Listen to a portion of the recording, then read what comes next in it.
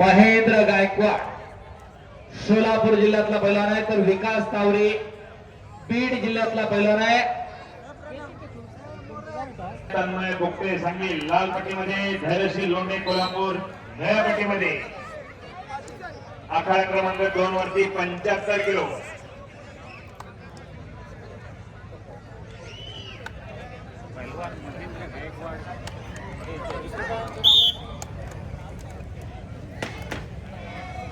शाबास महेंद्र गायकवाड इकडे विजय झाला. जागतिक कुस्ती स्पर्धेमध्ये भारताला पदक मिळवून देणारा पैलवान, उपमहाराष्ट्र केसरी किताबाचा मानकरी आहे. संपलेल्या कुस्तीमध्ये सोन्याच्या गदेचा शाबास भारतनाजवरती भारतनाज लावण्याचा प्रयत्न होता महेंद्र गायकवाडचा. अरे बाप रे बाप, करा की टाळ्या जरा.